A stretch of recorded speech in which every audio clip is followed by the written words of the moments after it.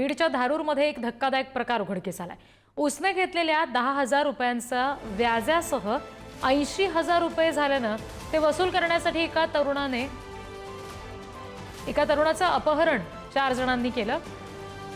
मुलाच्या घरी फोन केला, मुलगा जिवंत पाहिजे असेल तर आताच्या आत्ता 50,000 रुपये टाका, नसता तो तुम्हाला दिसणार नाही अशी धमकी दिली।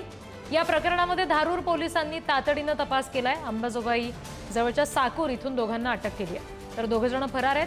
कृष्णा मैंद असं अपहरण झालेल्या युवकाचं नाव आहे। त्याच्यावर सध्या अंबाजोगाई इथे स्वामी रामानंद तीर्थ रुग्णालयात उपचार सुद्धा सुरू आहेत। आणखी तपशील घेऊया। प्रतिनिधी उदय नागरगोजे आपल्याशी जोडले गेलेत त्यांच्याकडून। उदय, व्याजाच्या पैशाच्या कारणामुळे हे अपहरण झाल्याचं कळतंय। या दोघांवर आता पुढे नेमकी काय कारवाई होऊ शकते? नक्कीच अतिशय सगळा धक्कादायक हा सगळा प्रकार आहे। कारण या तरुणाला जे 10,000 रुपये दिले होते ते 1,000 रुपये रोज याप्रमाणे रक्कम देण्यात आली होती आणि त्याचे 80,000 रुपये झाले आणि ते आता परत दे या कारणामुळे त्याला अक्षरशः घरातून उचलून नेऊन हा सगळा प्रकार करण्यात आला।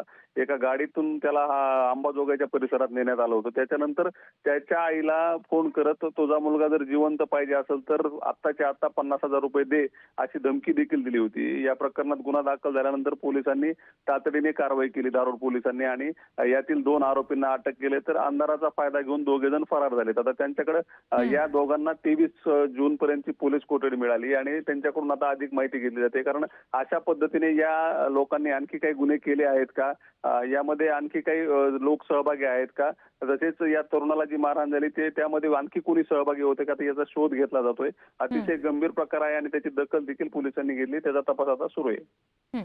जी, धन्यवाद सगळ्या तपशिलांसाठी उदय।